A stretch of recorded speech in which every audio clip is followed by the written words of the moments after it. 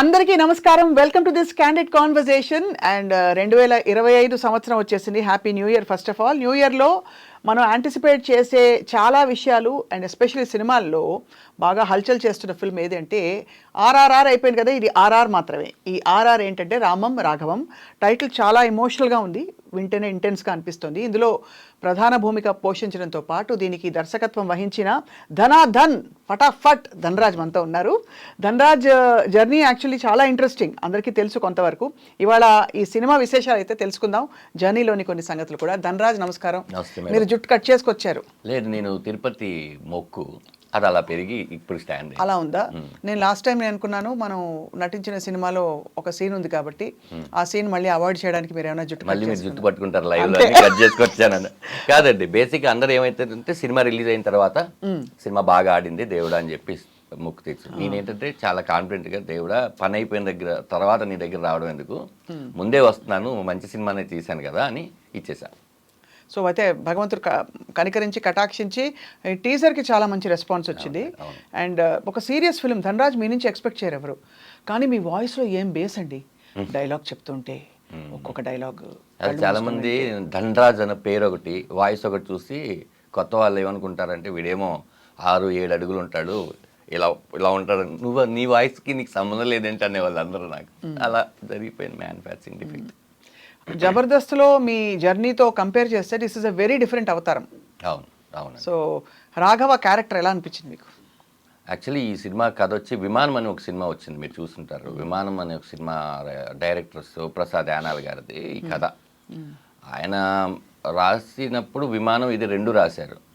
ఇప్పుడు విమానం నేను డైరెక్షన్ చేస్తానండి అంటే అప్పుడు నేనే సముద్రకని గారి దగ్గర తీసుకెళ్ళి మంచి స్క్రిప్ట్ విన్నానన్న, ఈయన నాకు స్కిట్లు రాస్తూ ఉంటారు, మీ గోల్ ఏంటి అని అడిగితే డైరెక్షన్ అన్నారు. నాకు సముద్రకని గారు తెలుసు, మీరు చెప్పిన కథలో ఆ క్యారెక్టర్ సముద్రకని గారు బాగుంటారంటే నేను కూడా అదే అనుకున్నాను అన్నారన్న. మీరు ఏంటి వింటారంటే ఆయన విన్నాడు. విన్న తర్వాత అది ఇమీడియట్లీ పిక్ అయింది. అయిపోయిన తర్వాత సార్ ఇంకో కథ రాశారు కదండి, అప్పటికి ఆ సినిమా టైటిల్ ఏం లేదు. అందులో మరి రాఘవ క్యారెక్టర్ నాకు చాలా బాగా నచ్చింది. మరి ఏం సార్ నాకు ఇస్తారా ఈ కథ అని నేను పట్టుకొని తిరుగుతాను, ఎవరైనా ఓకే అన్నారంటే చేద్దామని అనగానే అంత ఇన్స్పైర్ చేసిందండి. అంటే రాఘవ లాంటి కొడుకులు నాకు తెలిసి కోర్టులో ఒకరు కూడా ఉండరు. సముద్రకని గారి క్యారెక్టర్ పేరు దశరథ రామం. దశరథ రామం అంటే రామం అన్న రాఘవ అన్న రాముడికి 2 పేర్లు. తండ్రి కొడుకులాగే, అంటే తండ్రి షాడోనే కొడుకు అని నమ్ముతాను నేను. అందుకని ఫస్ట్ పోస్టర్ మీరు చూస్తే 2 తండ్రి కొడుకులు ఉంటుంది. మా టైటిల్ కూడా రెడ్ కలర్లో ఉంటుంది. మంచి ఇలా గీశారు కదా, ఎందుకంటే బ్లడ్ రిలేషన్ కదండి రెడ్. వాళ్ళిద్దరి మధ్య ఏదో ఒకటి చెప్పాలనుకున్నా. మీరు అడిగినట్టు రాఘవన్ నేను ప్రేమించినట్టుగా నాకు తెలిసి నేను చాలా క్యారెక్టర్లు చేసినా కూడా ఆ టైంకి అది కొంచెం ఇన్స్టెంట్ ఎనర్జీ ఇచ్చింది. కానీ నాకు ఎందుకో ఆ రాఘవ క్యారెక్టర్ చేసినప్పుడు అరే ఒక మంచి కిక్కు, ఇంకా మళ్ళీ రాదేమో. మనం ఇంట్లో ఎప్పుడైనా సరే ఏం సినిమా చేసామంటే రే రామం రాఘవలో రాఘవ క్యారెక్టర్ చేశాను అని చెప్పుకోవడంత తృప్తినిచ్చిందండి. భలే కాంబినేషన్ మీ ఇద్దరిది. అవునండి. అండ్ తండ్రి కొడుకుల కథలు, ఇలాంటి ఎమోషనల్ స్టోరీస్ ఈ మధ్య చాలా తగ్గిపోయాయి. సో రఘువరను బీటెక్ కానీ విఐపి కానీ డాన్ కానీ ఇట్లా చేసాము. నేను అదే భయపడ్డాను. ఈయనేమో ధనుష్ గారికి ఫాదర్గా చేశారు, శివకార్తికేయన్కి ఫాదర్గా చేశారు, ఇట్లా పెద్ద పెద్ద వాళ్ళకి చేశారు. మరి నేనేమో కమెడియన్ కదా, నేను వెళ్ళి క్యారెక్టర్ తండ్రిగా మీరు చేస్తే బాగుంటుందని అడిగితే ఆయన ఏమంటారో అని ఆలోచించాను. ఆయన ఏమన్నారంటే రే నేను ఎవరికైనా ఫాదర్గా చేస్తాను, కానీ ఆ క్యారెక్టర్ ఏంటి, దాంట్లో ఎంత పొటెన్షియాలిటీ ఉంది అని, ఈ క్యారెక్టర్ నేను చేస్తున్నాను ఎవరికైనా చెప్పు అని ఫస్ట్ ధైర్యం ఇచ్చింది సముద్రకని గారు. ఎలా పరిచయం మీకు అసలు? నేను జెండాపై కపిరాజ్ అని ఆయన డైరెక్షన్ చేశారు ఒక సినిమా నాని గారితో, తమిళం తెలుగు. తెలుసు, అవును. జైమ్ రవి గారేమో తమిళ్, తెలుగులో నాని గారు. అందులో నేను ఏదో 2 సీన్స్ క్యారెక్టర్ చేయడానికి వెళ్ళాను. కానీ ఆ 2 సీన్స్ చేసినప్పుడు ఆయన తమ్ముడు తంగం అనేవాళ్ళు. తంగం అంటే బంగారం కదా, ప్రతి ఒక్కరితో అటాచ్మెంట్ చాలా బాగుంటుంది ఆయనతో. అదొక్కటే అండి పరిచయం. అంటే ఆయన అది కూడా గుర్తుపెట్టుకొని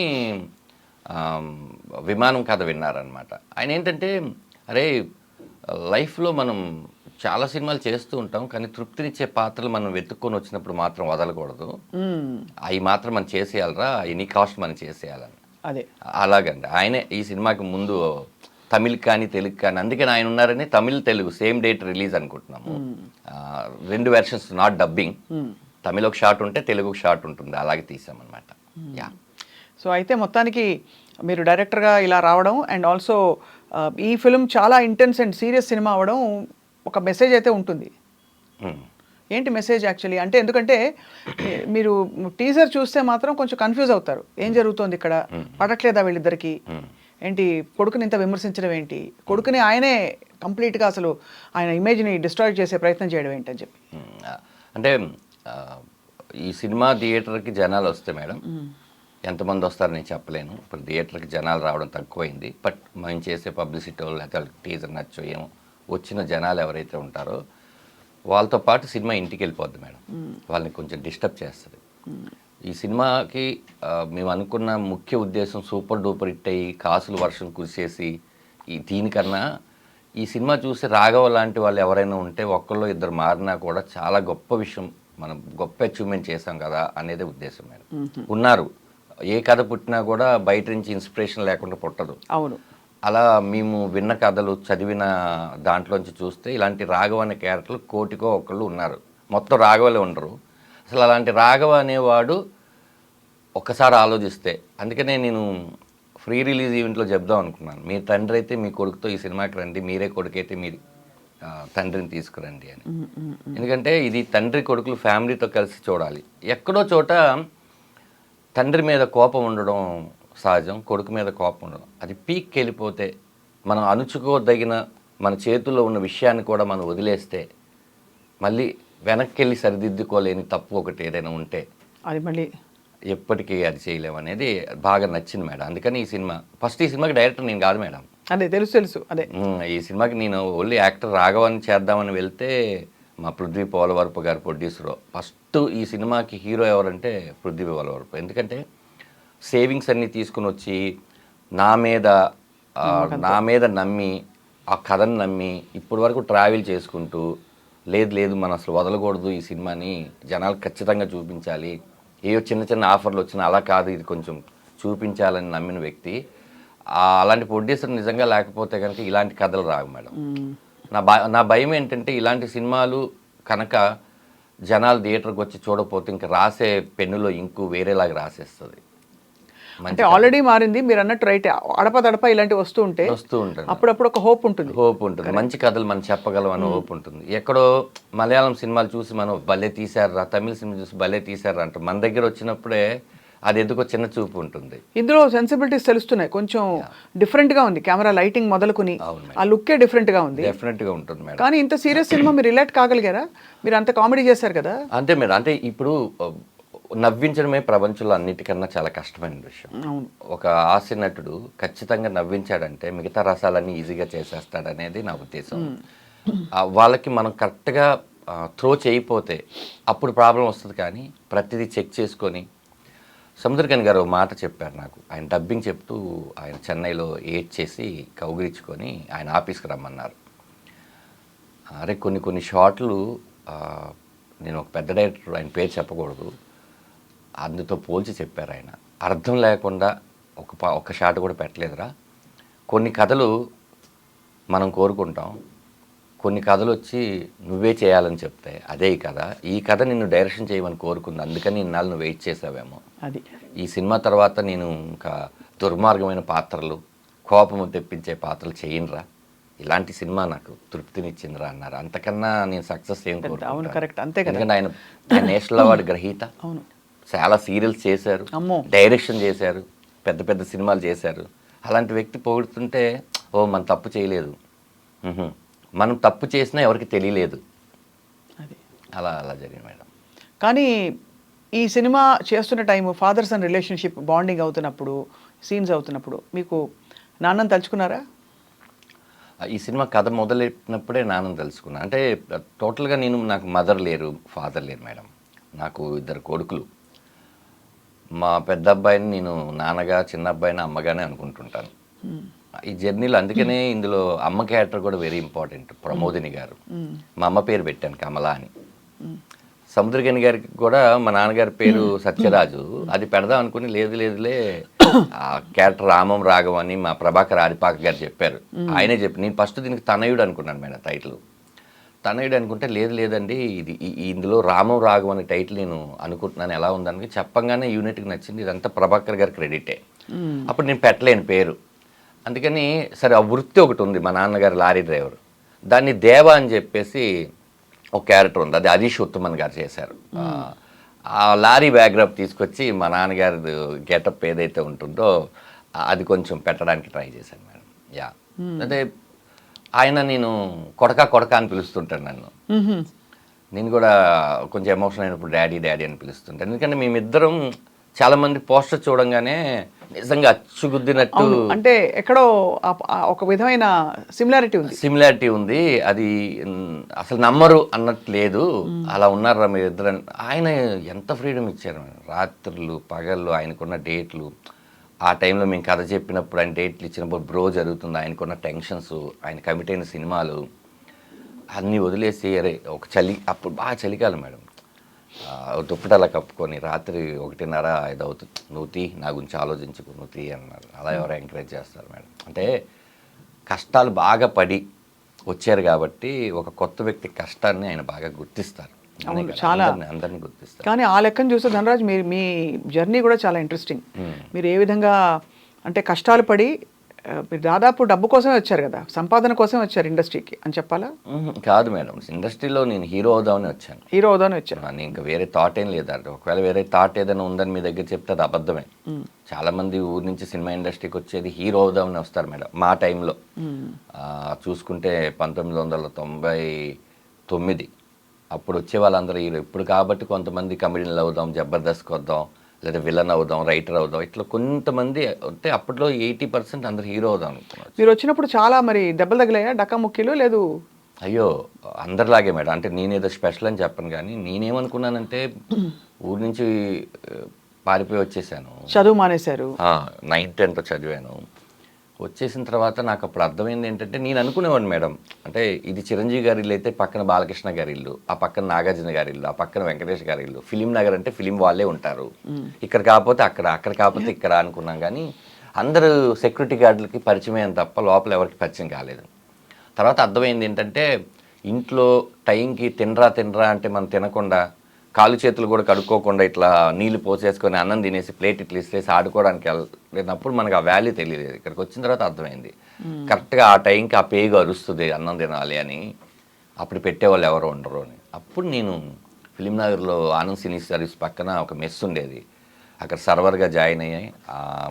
అక్కడే భోజనం చేస్తూ సినిమా ఫోటోలు పట్టుకొని రామానాయుడు స్టూడియోలో అవన్నీ తిరిగి చాలామంది అసలు అంటే అందరిని అన్నట్టే, అసలు ఏంటి నీ పర్సనాలిటీ ఏంటి, నువ్వేంటి, నీకు ఎవరు ఇస్తారు ఛాన్స్ అంటే, అవును నాలో టాలెంట్ లేదు నిజం అని చెప్పి, ఆ టాలెంట్ కోసం మా సూపర్ స్టార్ ఫిల్మ్ ఇన్స్టిట్యూట్ అని ఆయన ఒక మహానుభావుడు భోజనం పెట్టి ఫ్రీగా యాక్టింగ్ నేర్పించారు.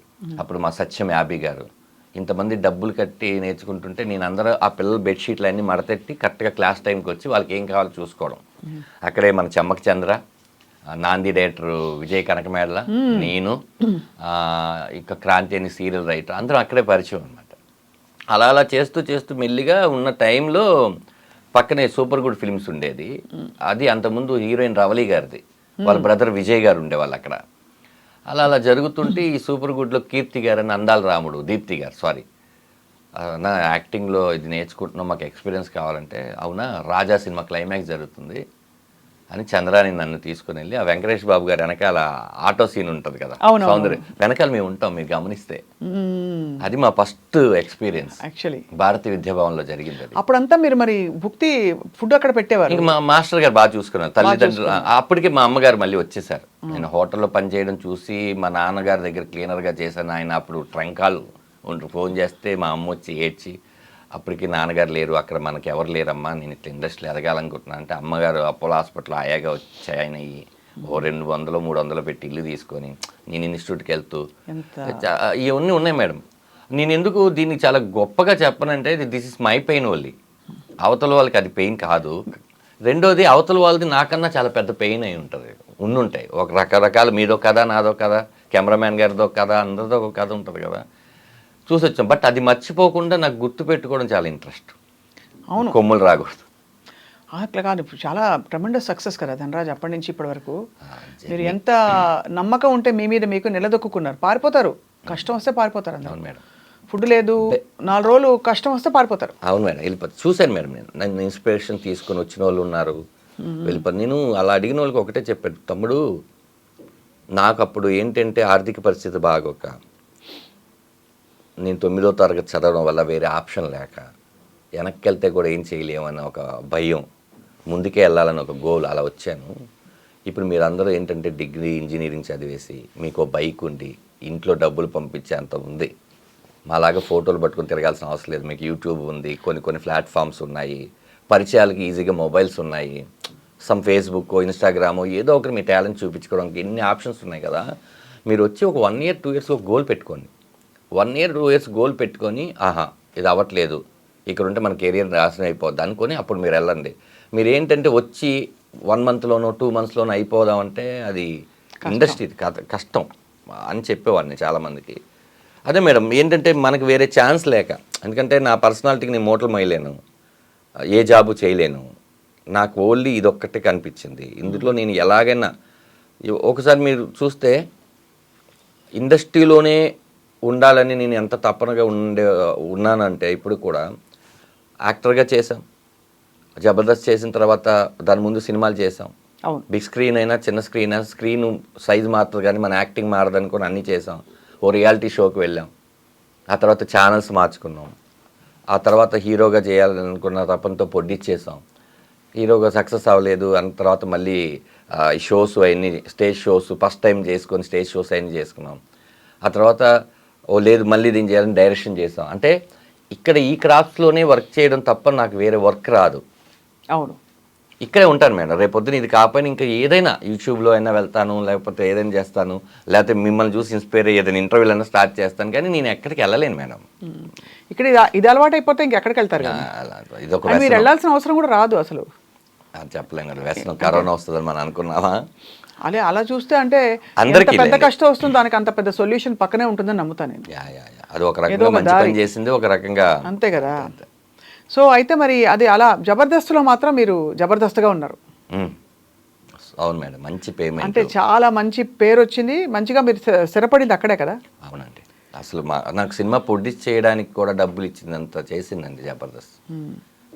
అవును, చాలా మంచి మంచి ఇన్నింగ్స్ అది. అవునండి, ఇప్పటికీ చాలామంది జబర్దస్త్ మానేసే విషయం తెలియక, సార్ జబర్దస్త్లో మీ స్కిట్స్ చాలా బాగుంటాయండి అని అంటుంటారు. అంటే అది రిపీట్ టెలికాస్ట్ అవ్వడమో, లేకపోతే అది యూట్యూబ్లో ఉండిపోవడమో, లేకపోతే వాళ్ళు అప్పుడు చూసుండడమో. నాకు ఇప్పుడు మా అమ్మ నాన్న ధనరాజ్ అని పేరు పెట్టారండి. ఎక్కడో ఒక 2-3 కలిసి, పంతులు గారు వాళ్ళందరూ కలిసి పెట్టిన పేరు. మొత్తం తెలంగాణ, ఆంధ్రప్రదేశ్ కొన్ని దాంట్లో ఆ పేరు ఇంత దూరం వచ్చింది అందరికీ తెలిసి అనడం చాలా గొప్ప విషయం. అయితే జబర్దస్త్ అనేది సినిమా థియేటర్కి తీసుకెళ్తుంది మేడం, టీవీ వాళ్ళ బెడ్రూమ్కి వచ్చేస్తుంది. అవును, ఆ చిన్న పిల్లలు కూడా అంటే ధనరాజ్ అనడం నాకు చాలా హ్యాపీగా అనిపించింది. అంటే నా ఇంటి పేరు కన్నా ముందు ఈ ధనాధన్ అనేది కూడా యాడ్ అయిపోయి ఉంది. గొప్ప విషయం మేడం. అంటే ఉన్నాయి, మన కష్టానికి కొన్నిసార్లు ఫలితం దక్కింది, కొన్నిసార్లు దక్కాలని కోరుకుని దక్కలేదు. జర్నీ మేడం, అంతే, ఇదంతా ఒక జర్నీ. సో జబర్దస్త్ నుంచి బయటికి రావడం అన్నది అది కాన్షియస్, ఇంకా సినిమాల్లో బిజీ అయిపోవడం వల్ల ఇంకా నేను నెక్స్ట్ సీజన్ నుంచి ఉండను అని చెప్పాల్సి వచ్చిందా మీరు? కాదు మేడం, ఇది టోటల్గా ఏంటంటే జబర్దస్త్ మానేయాలని నేనైతే ఎప్పుడు అనుకోలేదు. మాకేంటంటే 13 ఎపిసోడ్లు అని చెప్పారు. అది రేటింగ్ బాగా వచ్చేసరికి మళ్ళీ 13 ఎపిసోడ్లు కంటిన్యూ చేసి, అప్పటికి కూడా నేను అప్పటికే నాకు తెలిసి జగడం, పరుగు, ఇట్లా కొంచెం మన పిల్ల జమీందారు, ఇలాగ నేను సినిమాలో కూడా కొంచెం నోటెడ్గానే గోపి ఉన్నాను మేడం. అంటే ఏమైపోయిందంటే మాకు అప్పుడు రోజుకు 3 ఎపిసోడ్లు తీసేవాళ్ళు మేడం. అంటే మార్నింగ్ ఒక 10 o'clock స్టార్ట్ అయితే ఒక 6 టీమ్ లీడర్స్ చేసేసరికి అది ఒక 4, రిజల్ట్స్ అంత అయినాక 5 బ్రేక్, మళ్ళీ 1 hour తర్వాత మళ్ళీ ఒక స్కిట్, అది రాత్రి 11-12 మళ్ళీ ఒక బ్రేక్, మళ్ళీ 1 గంటకో 2 అది మళ్ళీ 4 అయిపోయేది, 4-5 అట్లా 3 ఎపిసోడ్లు తీసేవాళ్ళు. 3 ఎపిసోడ్లు తీసిన తర్వాత మేము ఇంటికి వెళ్ళి ఇంకా పడుకోవాలి. పడుకున్న తర్వాత ఆ డే పోయింది. ఆ నెక్స్ట్ డే నుంచి మళ్ళీ నెక్స్ట్ వీక్కి సంబంధించిన కాన్సెప్ట్ ఏంటి రాసుకోవాలి. మీరే రాసుకునేవారు? అంటే మేము ఇప్పుడు నా స్కిట్లకి ఇప్పుడు ప్రసన్న బెజవాడ అనే అతను ఉండేవాడు, నా దాంట్లో రాటో రాంప్రసాద్ ఉండేది. ఏదున్నా కూడా టీమ్ లీడర్ ఐడియాలజీ నుంచే, మీరు ఏది చెప్పినా కూడా ఇది బాగాలేదు బాగుందని చెప్పడానికి టీమ్ లీడరే మెయిన్ ఉంటుంది. వాళ్ళు కాన్సెప్ట్ చెప్పినాక అది నచ్చలేదు, ఇలాంటి కాన్సెప్ట్ వేరే వాళ్ళు చేస్తున్నారు అని అనేవాళ్ళు. అప్పుడు అది రాసుకోవడానికి ఒక 2-3 రోజులు పట్టేది. ఈ 2-3 రోజుల తర్వాత రిహార్సల్స్ తర్వాత షూటింగ్, మళ్ళీ షూటింగ్, సేమ్ ప్రాసెస్. ఇప్పుడు టోటల్గా మనకి ఏంటంటే వేరే సినిమాకి డేట్లు ఇవ్వడానికి, ఇప్పుడు సినిమా డేట్లు ఎలా ఉంటుంది, కాంబినేషను అవును. సేమ్ ఇక్కడ కూడా కాంబినేషన్, నాగబాబు గారు, రోజా గారు, ఇటు అనసూయ గారు, లేకపోతే రష్మి గారు, మిగతా 6 టీమ్ లీడర్లు, కంటెస్టెంట్లు, ఫ్లోరు, ఇన్ని ఉండే. ఇక్కడ ఇచ్చేస్తే అక్కడ చేయలేం.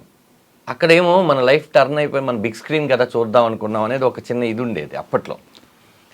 సో ప్రాబ్లం ఏమైపోయిందంటే, అమ్మో మనం చాలా స్ట్రెస్ తీసుకుంటున్నాము అని అప్పుడప్పుడు చేసి ఆల్మోస్ట్ ఒక 70 స్కిట్లు ఏదో చేశాను. 70 స్కిట్లు. ఆ తర్వాత ఈ సినిమా బిజీ, ఎడావలి పడిపోయాం. వాంటెడ్గా జబర్దస్త్ వదిలేసి వచ్చేద్దాం కాదు. ఒకరోజు ఈ ఇన్సిడెంట్ ఎవరికి తెలియదు మేడం. మీరు వేణుని కూడా ఇంటర్వ్యూ చేశారు, నేను చూశాను. ఇప్పుడు మీరు వేణుని అడిగి వేణు చెప్తాడేమో అని కొంచెం చూశాను నేను. యాక్చువల్లీ పనిలేని పులిరాజు అని ఒక సినిమా జరుగుతుంది మేడం, నేను హీరోగా చేస్తున్నాను. అది యూసుఫ్ గూడ్లో గణపతి ఎదురుగా ఫోటోషూట్ ఏదో జరుగుతుంటే వేణు అండ్ ఏడుకొండల మేనేజర్ వచ్చారు. వచ్చి ఆలీ గారు ఆలీ టాగీస్ అని ఒకటి చేస్తున్నారు, సడన్గా ఆయనకి ఏదో డేట్లు ఇబ్బంది వల్ల చేయట్లేదు, ఇప్పుడు దాన్ని మా టాగీస్గా మార్చారు. దాంట్లో వేణు నువ్వు ఇద్దరు యాంకర్ బాగుంటుంది అనగానే నేను వేణు వచ్చాడు. ఏంటంటే లేదు చేద్దాం, ఎంతకాలమైన మనం కంటెస్టెంట్గా ఉంటాము, చేద్దాం అంటే అయితే ఒక పని చేద్దాం, ఒకసారి దీప్తి గారికో కీర్తి గారికో మల్లెమాలకి చెప్దామంటే అప్పుడు వేణు అన్నాడు, లేదు ఆ షో వేరు ఈ షో వేరు, అది గురువారం ఎప్పుడు వస్తుంది, ఇది ఆదివారం మధ్యాహ్నం వస్తుంది, ఇక్కడ మనం ఏంటి కమెడియన్స్, అది ప్రాబ్లం ఉండదు కదా అన్నారు. సరే అయినా కూడా ఒకసారి చెప్తే బెటర్ ఏమో అన్నాను. వేణు సరే నువ్వు వెళ్ళి చెప్పు అన్నాడు. నేను ఏం చేశానంటే ఇక్కడ నెక్స్ట్ డేనే షూట్ చేస్తాం. షూట్ చేసేసి నేను వెళ్ళి ఇట్లా మేడంతో మాట్లాడాను, శ్యామ్ ప్రసాద్ గారి వాళ్ళ పాపతో.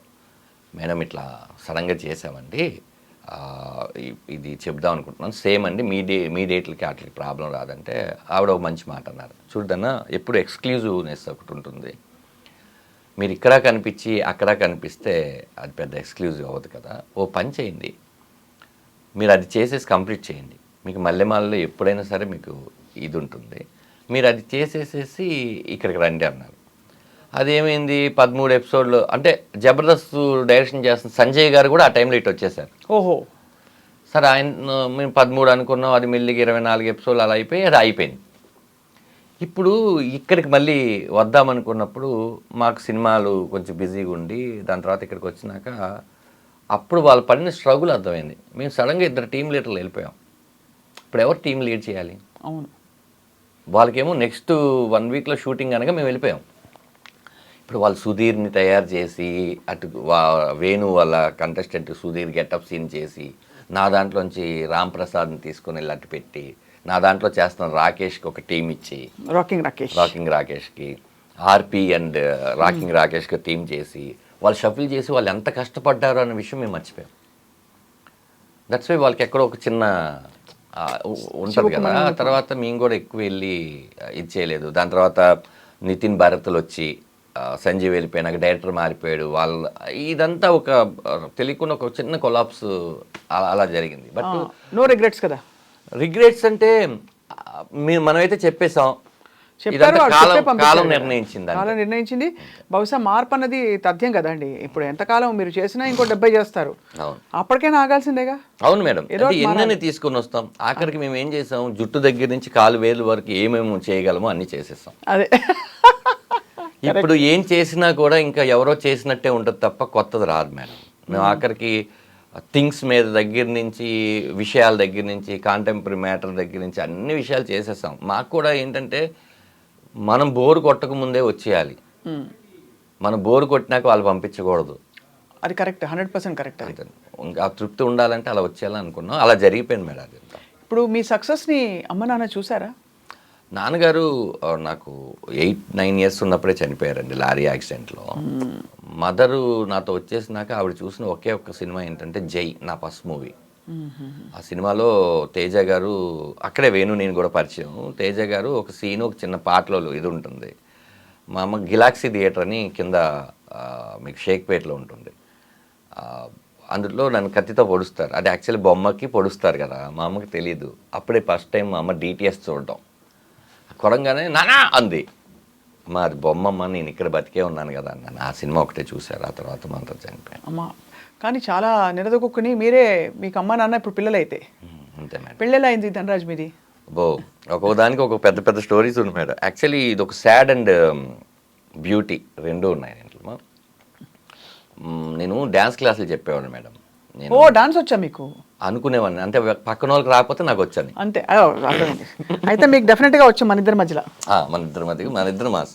యాక్చువల్లీ మా ఇన్స్టిట్యూట్లో నేను యాక్టింగ్ అదంతా నేర్చుకున్నప్పుడు మేడం, మా మాస్టర్ డ్యాన్స్ మాస్టర్ విజయ్ గారు, ఆయన డాన్సర్స్ యూనియన్కి ప్రెసిడెంట్గా కూడా చేశారు. ఆయనతో కొన్ని నేర్చుకున్నాను. నేర్చుకున్న తర్వాత నేను క్లాసెస్ చెప్పడానికి ఒక ఇన్స్టిట్యూట్, మీకు చెప్పాలంటే కంట్రీ క్లబ్లో బూగీ అని ఒక డ్యాన్స్ కాంపిటీషన్ పెట్టారు. పెడితే నాకు అందులో 3rd ప్రైజ్ వచ్చింది. అప్పుడు ఒక ఆవిడ నన్ను పిలిచి, బాబు మా పిల్లలకి డ్యాన్స్ నేర్పిస్తావా అంటే, నేర్పిస్తాను. ఎంత అంటే 1000 రూపాయలు. 1000 రూపాయలా అంటే వాళ్ళు బేగంపేటలో ఉంటారు. సరే అక్కడికి వెళ్ళడం, బస్ పాస్ తీసుకోవడం. బస్ పాస్ తీసుకుంటే అప్పుడు ఎంత మేడం, అయితే 150 రూపాయలతో అయిపోయేది. ఇలా క్లాస్ చెప్తున్నాను. నేను చెప్పిన క్లాస్ ఎవరికంటే హీరో నిఖిల్. హీరో నిఖిల్ వాళ్ళ మదరే పిలిచారు. హీరో నిఖిల్ వాళ్ళ సిస్టర్కి ఆ పిల్లోడు ఉండేవాడు. ఆ పిల్లోడు వచ్చేసి కౌరవుడు అని నాగబాబు గారి సినిమాలో కొడుగ్గా చేశాడు. అప్పుడు నిఖిల్ కూడా వచ్చేవాడు. వచ్చిన తర్వాత అది వేరే టాపిక్ యాక్చువల్లీ.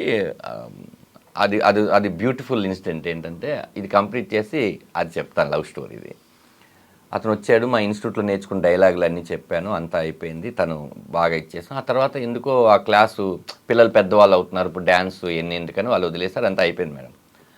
నేను యువత అని ఒక సినిమా చేస్తానికి నన్ను పరశురామ్ గారు పిలిచారు. ఎందుకంటే పరశురామ్ గారు పరుగు సినిమాకు అసోసియేట్. నేను పరుగు చేశాను. దాంతో ఆయన ఒక క్యారెక్టర్ రాశారు. అది రాజమండ్రి సెంట్రల్ జైల్లో ఒక ఖైదీ క్యారెక్టర్. నేను అలా వెళ్ళిపోతుంటే భయ్యా అని ఒక సౌండ్ వచ్చింది. భయ్యా అని సౌండ్ వస్తే తిరిగి చూస్తే నిఖిల్. అప్పుడు జగడం చూసి పరుగు అవన్నీ చూసి పిలిచారు. నన్ను గుర్తుపట్టారా భయ్యా అన్నాడు. లేదు భయ్యా, నా పేరు నిఖిల్ భయ్యా, మీరు నాకు డ్యాన్స్ అన్నీ నేర్పించారు. నిఖిల్ నువ్వా అంటే, అప్పటికే హ్యాపీ డేస్ ఇవన్నీ కూడా సూపర్గా ఉన్నాడు కదా తను. నిఖిల్ నాకు గుర్తుపట్టలేదు, అప్పుడు ఇంత పెరిగిపోయావా ఇదంతా. భయ్యా థ్యాంక్ యూ సో మచ్. అసలు నేను హ్యాపీ డేస్ సెలెక్ట్ అవ్వడానికి మీరు చెప్పిన డైలాగే అది వెళ్ళి శేఖర్ కమ్ముల్ గారి దగ్గరికి వెళ్ళి ఆడిషన్లో చెప్పాను. చెప్తే సూపర్ బాగుందని చెప్పి సెలెక్ట్ చేశారు భయ్యా, ఆ రోజు మీరు డైలాగ్ నేర్పించడం అని. ఇప్పుడు తను కలిసినప్పుడల్లా అది చెప్పేవాడు. ఇంత గుర్తుపెట్టుకున్నావు, థ్యాంక్ యూ సో మచ్ అన్నాం. అదే అలా జరిగింది మేడం. ఆ తర్వాత నేను దివాకర్ బాబు గారు ఇల్లు ఉండేది ఫిలిం నగర్లో, మీకు ఐడియా ఉంది. దాని ఎదురుగా మిషన్ కొడుతుంటారు, కింద కారు పార్కింగ్ అని పెట్టారు. నేను ఆ పార్కింగ్లో కార్లు ఏం లేకపోతే ఉండి ఇది నేను ఇన్స్టిట్యూట్గా వాడుకుంటానని చెప్పి దాన్ని నేను ఒక ఇన్స్టిట్యూట్ చేసి, నేను స్టార్ ఫిలిం ఇన్స్టిట్యూట్ అని బోర్డు పెట్టి అక్కడున్న పిల్లలందరికీ 200-300 రూపాయలు అని ఒక క్లాస్ పెడితే చాలామంది ఏంటంటే క్లాసికల్ డ్యాన్స్ అడిగేవాళ్ళు. మనకి ఈ డ్యాన్సే రాదు, ఏదో వాళ్ళకి రాదని నేర్పిస్తుంటే క్లాసికల్ ఎలా అని చెప్పి ఎంక్వైరీ చేస్తే అది మాగంటి కాలనీ ఉండేది పైన. అక్కడ ఎవరో ఒక అమ్మాయి కొంచెం క్లాసికల్ వచ్చు అంటే ఆ అమ్మాయిని పిలిచాం. పిలవంగానే అమ్మాయిని చూసాం. చూడంగానే అమ్మాయిని చూసి ఐ లవ్ యూ అని చెప్పారు ఫస్ట్ టైం చూడంగానే. మిమ్మల్ని చూడగానే నేను మీరు చెప్పారు అంటే ఇడియట్ ఏం మాట్లాడతానని వెళ్ళిపోయింది. కామనే కదా మన అందరికి చెప్తాం కదా అని అయిపోయింది. ఆ టైంలో నేను దర్గాలో ఉండేవాడిని. ఫిలిం నగర్ నుంచి నేను దర్గాకి వెళ్ళాను. డోరు అలా తీసి చూస్తే మా అమ్మగారు అలా పడుకున్నారు. ఏమే తిన్నావా అని అడిగాను. ఏం మాటలేవు. చూస్తే అర్థమైపోయింది మా అమ్మగారు చనిపోయారు. She's cancer patient. అప్పుడే 3rd స్టేజ్ కీమోలు అన్నీ చేయించాం. కానీ మన వల్ల స్థాయికి మించి ఆవిడ చెప్పలేదు మనకి. చెప్తే వీడు ఏం చేయగలడు ఇప్పుడు, మనసులో అది పెట్టుకుని కెరీర్లో ఇచ్చేసుకుంటాడు అని. చాలా స్ట్రగుల్గా ఉండేది. ఎందుకంటే ఈ డ్యాన్స్ క్లాస్ నుంచి వచ్చే డబ్బులు, లేకపోతే వేరే మనకు ఉపాధి లేదు. అప్పుడు చాలామందికి ఫోన్ చేసాము, అందరి పరిస్థితులు అలాగే ఉన్నాయి. అప్పుడు సర్లే అని ఈ అమ్మాయికి కూడా చేసాం. అందరు చేసే ప్రాసెస్లో ఆ రాత్రి 11-12:30కి ఈ అమ్మాయికి కూడా చేస్తే, నీ పక్కన ఎవరు ఉన్నారంటే నా పక్కన వాసు అనే ఫ్రెండ్ ఉన్నాడంటే వాసుని పంపించాను. వాసు వెళ్ళాడు. వచ్చి హాఫ్ అన్ అవర్ తర్వాత దాని దగ్గర డబ్బులు లేవంటారా అంటే, కానీ డబ్బులు లేనప్పుడు ఎందుకు పిలిచింది, ఇక తోడు ఉండాలి కదా నాకు అంటే, లేదా అని ఇదిగో అమ్మాయి పట్టీలు, అమ్మాయిది ఏదో ఉంగరం, అమ్మాయి కమ్మలు అవన్నీ ఇచ్చిందిరా. వాకయ్యి నేను పెద్ద అంటే ముందు డబ్బులు వచ్చినాయి అనే దాని మీద ఉండి మార్వాడి షాపు ఒక ఆయన ఉంటే అర్ధరాత్రి లేపి తాకట్టు పెట్టి ఆ డబ్బులతో మా అమ్మగారి ఇదంతా చేసాం. అమ్మాయి వచ్చింది. వస్తే నాకు భయం పుట్టుకుంది. ఏం భయం పుట్టుకుందంటే, ఇప్పుడు నాకేంటంటే అన్నం ఎలా వండుకోవాలో తెలీదు. బట్టలు ఎలా అవుతాయి కదా, ఇల్లు ఎలా అంట్లు ఎలా తోమాలి, ఇట్లా ఏ థింగ్ నాకు తెలియదు. ఇలా ఉండిపోయాను నేను. అలా ఉండిపోతే పక్కింటి వాళ్ళు పిలిచి భోజనం పెట్టడం ఇలాంటి థింగ్స్ జరుగుతున్నాయి. కానీ ఇంకా మళ్ళీ రాదా, ఎప్పుడో చిన్నప్పుడు నాన్న కోల్పోయాము, ఇప్పుడు కరెక్ట్గా అమ్మను కోల్పోయాము. ఏంటి నా లైఫ్ నాకు అర్థం కావట్లేదు. ఇది నేను చెప్తుంది 2007. ఇలా ఉంది ఏంటని ఆలోచిస్తుంటే అమ్మాయి పబ్ ఇయ్యమని చెప్పి అమ్మాయి ఒక రెసిపీ తీసుకొని వచ్చింది, కిచిడి టైప్ సంథింగ్. తిను అంటే నాకేం తినబుద్ధి కావట్లేదు, ఏం లేదంటే అమ్మాయి నువ్వు మస్తు తిను, నీకు నేను ఉన్నాను, నువ్వు తిను అంటే ఉండడం అంటే ఏంటి, నేను లైఫ్ లాంగ్ ఉంటాను, ముందు తినంది. అన్న తర్వాత అమ్మాయి నాతోనే ఒక 2 రోజులు ఉన్న తర్వాత పెళ్లి చేసుకున్నాం. అంటే అప్పుడు ఎవరు లేరు, నేను అమ్మాయి పెద్దమ్మ గుడికి వెళ్ళి, వాళ్ళ పేరెంట్స్ అదే చెప్తాను, పెద్దమ్మ గుడికి వెళ్ళి తాళి కట్టేసాం. ఇంకా ఏదో కీడు జరిగిన చోట మేలు జరగాలి, మంచి జరగాలని పెద్దవాళ్ళు చెప్పారు, అంతా అయిపోయింది. ఇంకా ఆ ఇల్లుని వదిలేసి ఇంకొక ఇల్లు, ఒక 500 రూపాయలు, ఇది 400 అయితే ఒక 500 రూపాయలు ఇల్లు తీసుకొని బాగా కష్టపడాలి అని చెప్పి చేసుకుంటున్న టైంలో అప్పుడు అడిగాను అమ్మాయిని ఒక 1 వీక్ తర్వాత, అవును మీకు తల్లిదండ్రులు ఉంటారు కదా, మర్చిపోయాను అడగడం అని. మా నాన్నే అంటే నేను ఇప్పుడు సోలో కదా మేడం, నాకు ఆ థాట్ రాలేదు, చుట్టాలు ఉంటారు ఇదని ఉన్నారు అని. అమ్మాయి ఒక పెద్ద లిస్టు చెప్పింది. లిస్ట్ చెప్తే వాళ్ళ అక్కతో తను బాగా క్లోజు, వాళ్ళ అక్కకి చెప్తే వాళ్ళ అమ్మ నాన్న ఇంకా మా కూతురు చచ్చిపోయింది, మా కూతురు సంబంధం లేదు, చదువుకోమని పంపిస్తే ఇదేంటి అదేంటి అని పేరెంట్స్ ఎలా మాట్లాడతారో అలా మాట్లాడి ఇంకా నీళ్ళు పోసేసుకున్నాము, లేదు అని. చూడమ్మా ఇప్పుడు నువ్వు ఎవరు లేరు, నీకు నాకు ఎవరు లేరు, ఇప్పుడు నువ్వే నాకు అమ్మ, నేనే నీకు నాన్న, ఓకే అని అలా మెల్లిగా సినిమాలు చేసుకుంటుంటే తను ప్రెగ్నెంట్, అప్పుడు కూడా చెప్పాం, అప్పుడు కూడా రెస్పాండ్ లేదు. వాళ్ళ అక్క మాట్లాడుతుండేది. ఆ తర్వాత కరెక్ట్గా డెలివరీ, నేను పెళ్లిగాని ప్రసాద్ అనే సినిమా షూటింగ్లో ఉన్నాను. రాత్రి నేను వచ్చి చూస్తే అమ్మాయి ఏడుస్తుంది, ఏంటంటే నొప్పులు వస్తున్నాయని. అబ్బా అని చెప్పి తనని తీసుకొని వెళ్ళి అక్కడ గవర్నమెంట్ హాస్పిటల్ ఉంటే దర్గాలోనే తీసుకొని వెళ్తే వాళ్ళు ఏమో వేడి నీళ్ళు కావాలని అడిగారు. వేడి నీళ్ళు కావాలంటే నేను ఇంటికి వెళ్ళి వేడి నీళ్ళు పెట్టుకొని అది పట్టుకొని వస్తే చల్లగైపోయాయి.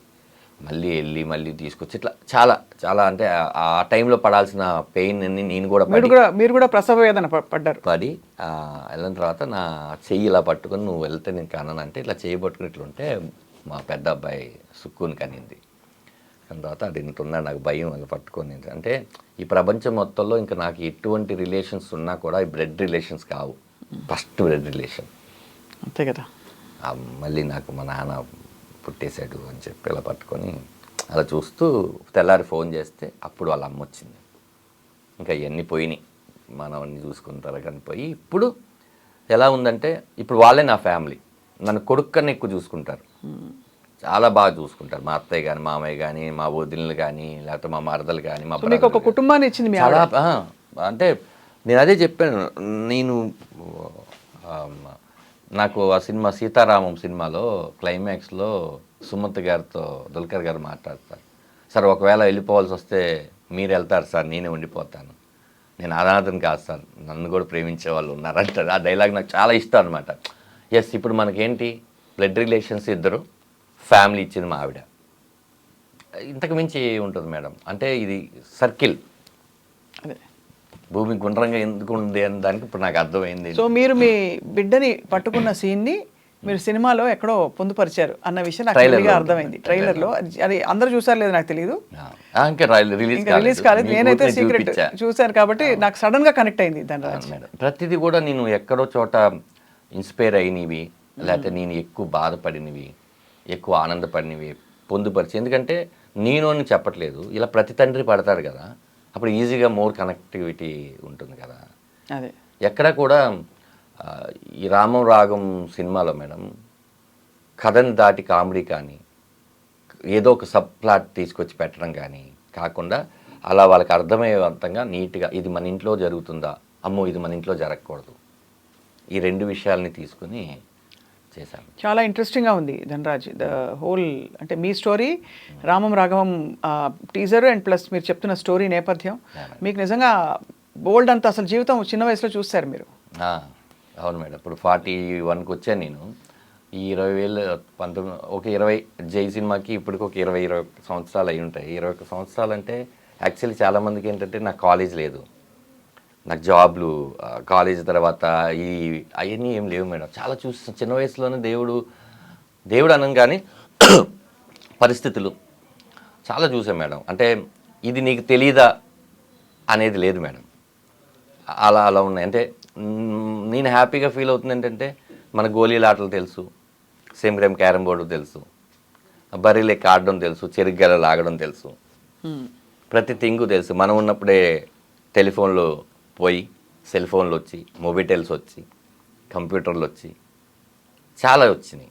అన్నీ చూసుకుంటూ ఈ లైఫ్ మళ్ళీ మనం ఎవరికైనా చెప్పాలి అంటే ఇన్ ఫ్యూచర్ కూడా ఏం డాడీ బియ్యం అనేది వరిలో పండిస్తారా, ఈ సూపర్ మార్కెట్లో దొరుకుద్దేమో అనుకున్నాం అన్న పరిస్థితి నుంచి మనం అన్నీ చూసుకొని వచ్చాం. అన్ని చూసారు, కరెక్ట్ జనరేషన్లో ఉన్నారు మీరు. అదే మరి ఇంక ఈ జనరేషన్ ఎవరికి రాదు. దీని తర్వాత వాళ్ళందరూ ఇంకా మారిపోయారు కదా. రాదు. అది ఒక చరిత్రలాగా పుస్తకాల్లో ఉంటుంది, అంతే, అనుభవాల్లో ఉండదు. అది అన్నీ బాగుంది మేడం థింగ్. అంటే మళ్ళీ నేను కమ్బ్యాక్ అన్నాలో లేకపోతే ఏమన్నాలో కానీ రామం రాఘవం నాకు చాలా తృప్తినిచ్చింది మేడం. చాలామంది సినిమా చూశారు, నేను చాలామంది సినిమా చూపించిన తర్వాత ఎస్పెషల్లీ లేడీస్ అసలు దీనికి నువ్వు పితృదేవ భావాన్ని పెట్టేయాల్సింది, నేను మాతృదేవ అప్పుడు ఏడ్చాను, మళ్ళీ ఇప్పుడు ఏడుస్తున్నాను అంటే మోర్ కనెక్టివిటీ ఉంటుంది మేడం. చాలా పెయినీగా ఉంటుంది సినిమా. చాలా sensitive and sentimental story, family story. అలానే మీకేంటంటే మెలో డ్రామా పెట్టేసి డ్రమటైజెస్ చేసేసి అలా ఏం లేదు మనకి సినిమాలో. మీకు టీజర్లో చూస్తే ఏంటంటే వాడి గురించే మీరు ఆలోచిస్తున్నారంటే నాకు ఇంకొక ఆలోచన ఏముంది చెప్పు, నేను ఇంటి పేరు మాత్రమే ఇవ్వగలను, మంచి పేరు అతనే కదా తెచ్చుకోవాలి అంటే ఇంకా అంతకుమించింది అదే. అందరికీ ఇంటి పేరు మాత్రమే నానిస్తాడు, దాన్ని నిలబెట్టి కాపాడుకొని మంచి పేరు నువ్వే తెచ్చుకోవాలి. ఇంకొకటి ఉంటుంది మేడం, అదేంటంటే ఆయన ఒక చెట్టుని చూసి అంటాడు, భూమి మంచిదే, విత్తనం మంచిదే, చెట్టు ఎందుకు అలా పెరిగిందో నాకు అర్థం కావట్లేదు. భూమి అమ్మ, విత్తనం నాన్న, ఆ చెట్టు ఎందుకు అలా పెరిగిందో నాకు అర్థం కావట్లేదు. రెండు మంచిదైనప్పుడు అంటే దాని అది పెరిగే దాంట్లోనే చాలా గాలులు, వానలు, చాలా థింగ్స్ తీసుకొని పెరిగి ఉంటుంది అది, లేకపోతే అది అలా పెరగదు. అవును, ఇలా చాలా మంచి మాటలు ఉంటాయి. ఎక్కడికక్కడ ఆలోచింపచేసే పాయింట్స్ ఉన్నాయి అయితే ఉంటాయి మేడం, ఉంటాయి. ఇంకెవరెవరు ఉన్నారు ఇక్కడ తెలిసిన వాళ్ళు? ప్రమోదిని గారు, ఆఫ్ కోర్స్ ప్రమోదిని గారు, 30 years పృథ్వీ గారు, చిత్రం సీన్ గారు, శ్రీనివాస్ రెడ్డి గారు, సత్య, హరీష్ ఉత్తమ్ గారు, ప్రతి క్యారెక్టర్ ఏదైనా మన ఇంటూరి వాసు గారు, అందరూ ఆల్మోస్ట్ సుపరిచిత క్యారెక్టర్స్. మీరు తెలిసి చాలా ఆలోచితంగా కాస్టింగ్ చేశారు ఇది. అవును మేడం, అవును మేడం. అంటే చెప్పే వాళ్ళకి మాత్రం ఏ ఇమేజ్ ఉండకూడదని నేను అనుకున్నాను మేడం. వాళ్ళు అన్ని క్యారెక్టర్ చేస్తున్న వాళ్ళు, ఎందుకంటే ఇందులో నేను రెగ్యులర్గా ఏం చేయించాను. కమెడియన్ అంటే సత్య ఉండగానే సైడ్ కిక్ లాంటి ఒక క్యారెక్టరు, ఓ 4 పంచులు వేసేసి సినిమాలో మీరు చెప్తే చాలామందికి ఇది అవునా అనుకుంటారు. కానీ వెళ్తున్న సిచ్యువేషన్లో ఏదైనా వస్తే మాటలు మీరు నవ్వాలి తప్ప కామెడీ కోసమో, డ్యాన్సుల కోసమో, ఫైట్ల కోసమో ఏది ఉండదండి. ఒక జర్నీ, ఒక రాఘవ అనే ఒక కుర్రాడు, వాళ్ళ నాన్న రాఘవ ఏం చేస్తుంటాడు, వాళ్ళ నాన్న ఏం చేస్తుంటాడు, వీళ్ళిద్దరి మధ్య ఎక్కడ చెడినప్పుడు నాన్న ఎంత బాగా కొడుకు గురించి ఆలోచిస్తే కొడుకు ఎందుకు అర్థం చేసుకోలేకపోయాడు. అలానే కొడుకు ఆలోచించే విధానం తప్పు వాడి పాయింట్ ఆఫ్ వ్యూ తప్పు కానప్పుడు ఈ ప్రపంచంలో ఏం చెప్పినా వాడు వినడం అంతే. అలాంటప్పుడు వీళ్ళిద్దరు కలుసుకుంటే బాగుంటుంది. ఆ తండ్రి అపురూపంగా ఆ రోజు పుట్టింది నా కొడుకు మాత్రమే కాదు, తండ్రిగా నేను కూడా అని చెప్పడం చాలా పెద్ద డైలాగ్ అది. ఇప్పుడు మళ్ళీ ఆ కొడుకును అతను పట్టుకోవడం కోసం ఎంత తాపత్రయపడి ఎలా చేసుకున్నాడు అనే ఒక మ్యాటర్లో వెళ్ళి ఫైనల్గా ఏంటంటే ఒక తండ్రి మాట విని అడవులకి వెళ్ళిన కొడుకు కథ రామాయణం మేడం. ఇక్కడ ఒక కొడుకు మాట విని ఇంకా చాలా దూరం వెళ్ళిన తండ్రి కథ రామం రాఘవం. బ్యూటిఫుల్. రామం రాఘవం ఒకటే అని ఎండ్ చేశారు మీ ట్రైలర్ని కూడా. అవును మేడం, అది అవును మేడం, చాలా లవ్లీగా ఉంది ధనరాజ్. అయితే మీ చిన్న కోరిక ఏంటంటే మనం మళ్ళీ కలవాలి సినిమా రిలీజ్కి ముందే, కలిసి మీ టీంతో ఈ సినిమాలో నటించిన ప్రధాన భూమికలో ఉండే ఎవరైనా సరే తప్పకుండా మేము పలకరిస్తాం, వాళ్ళని కూడా వాళ్ళ ఎక్స్పీరియన్సెస్ తెలుసుకుంటాం రామం రాఘవం సినిమాకి సంబంధించి. బట్ మీ స్టోరీ విని వెరీ వెరీ ఇన్స్పైర్డ్. అండ్ ఈ ఇన్స్పైరింగ్ స్టోరీ ఇంకా బోల్డ్ మలుపులు తిరిగి మీరే ఊహించినంత సక్సెస్ మీకు రావాలని కోరుకుంటున్నాం. Madam thank you. అంటే మీ షోలో నేను ఒకటి అప్పీల్ చేసుకుందాం అనుకుంటున్నాను ఏంటంటే, మీరు సినిమా థియేటర్కి వచ్చి సినిమా చూసి బాగోలేదు అని చెప్పే హక్కు మీకు ఎప్పుడు ఉంటుందంటే మీరు టికెట్ పెట్టి డబ్బులు కొన్నప్పుడు. అవును, కరెక్టే. అదే పక్కన వాళ్ళు ఎవరో సినిమా చూసి బాగాలేదని వాళ్ళ అభిప్రాయం చెప్తే అవునా బాగాలేదు కదా అని చెప్పి వెళ్ళకపోవడం అనేది మీరు ఇంకోళ్ళ మీద డిఫెండ్ అయినట్టు. కరెక్టే, అవును. మీ హక్కు ఎప్పుడు మీరు వినియోగించుకుంటారంటే మీరు తిట్టాలన్నా ఏది చేయాలన్నా మీ డబ్బులతో మీరు సినిమా కొనుక్కొని చూసినప్పుడు. ఎందుకంటే అతనికి నచ్చిన కొన్ని విషయాలు మీకు నచ్చకపోవచ్చు, ఒక్కొక్కరిది ఒక్కొక్క ఐడియాలజీలో ఉంటాం కాబట్టి. ముందు ధనరాజ్ అనేవాడు 2 years నుంచి ఏమీ చేయకుండా ఈ స్క్రిప్ట్ని నమ్ముకొని సముద్రకని గారని ఒక మహా నటుని పెట్టుకొని అతని కూడా ఒప్పించి, నాటే ఈజీ ఏదో సముద్రకని గారికి డబ్బులు ఇస్తే ఒప్పేసుకోరు ఆయన. ఒక మంచి సినిమాని వీళ్ళు తీసి మాకు చూపిద్దాం అన్న కోసం తీశారు కదా. సరే ఏదో నేను ఎన్నో ఖర్చు పెడుతూ ఉంటాను, ఆ 2 గంటలు ఒక ఎక్స్పీరియన్స్ని మనదేమి రేట్లు పెంచేసేసి పెట్టేసే సినిమా కాదు. ఆ 150 రూపాయలు అందుబాటులో ఉన్న రేట్లో ఒకసారి చూద్దామని జనాలు అందరూ వస్తే నేను చెప్తున్నాను మేడం, ఇది బిగ్ ఛాలెంజ్ అంటారో లేకపోతే మీ షోలో నేను చెప్తున్నాను, మీరు కనుక ఎవరైనా ఈ సినిమా చూసి బాగోలేదు అంటే నేను ఇలాంటి ప్రయత్నాలు ఎప్పుడూ చేయను మేడం. ఎందుకంటే తప్పు నేను క్రాస్ చెక్ చేసుకున్న తర్వాత ఒక 20-30 షోలు వేసి పెద్ద పెద్ద వాళ్ళందరూ చూపించిన తర్వాత చెప్తున్న మాట ఇది. అవును. ఇలాంటి పృథ్వీ పోలవరపు గారు, ఆరిపాక ప్రభాకర్ గారు లాంటి నిర్మాతలు మళ్ళీ ఇండస్ట్రీకి వచ్చి చాలామందికి భోజనాలు పెట్టాలన్నా, శివప్రసాద్ యానాల్ గారు లాంటి వాళ్ళు మంచి కథలు రాయాలన్నా, నాలాంటి వాడు మిగతా వాళ్ళని ర్యాక్ చేయాలన్నా ప్రేక్షకులు ఖచ్చితంగా వాళ్ళు ఈ సినిమా చూడాలి. ఎంతమందికి ఉపాధి వస్తుందో, ఎంత మంచి సినిమాలు వస్తాయో. మరి ఇలాంటి సినిమాలు 4-5 చేసిన తర్వాత మనం కూడా అమ్మో ప్రేక్షకులు కంటెంట్ ఉన్న సినిమాలే వాళ్ళు కంటెంట్ ఉన్న సినిమాలు చూసి ఇచ్చేస్తున్నారు. అవును. కానీ మోర్ దెన్ మనం ఈ సినిమా థియేటర్లో ఆడలేదా, ఓటీటీలో బాగుందే, అదో ఆ రోజు నువ్వు చూస్తుంటే ఈ గతి ఈ సినిమాకి పట్టేది కాదు. నేను వాళ్ళ మార్పు కోసం చెప్తున్నాను మేడం. వాళ్ళు ఎప్పుడు రైట్గానే ఆలోచిస్తారు. ఖచ్చితంగా థియేటర్కి వచ్చి ఈ సినిమాని చూస్తే చాలామందికి స్ట్రెంత్ అవుతుందని చెప్తున్నాను. తప్పకుండా చూస్తారు మీరు, అందుకు చూసేలాగా మనం చేద్దాం. చేద్దాం. All the very best Dhanraj. Thank you Swapna Thank you గారు, so thank you, much. Nice interview. Yes.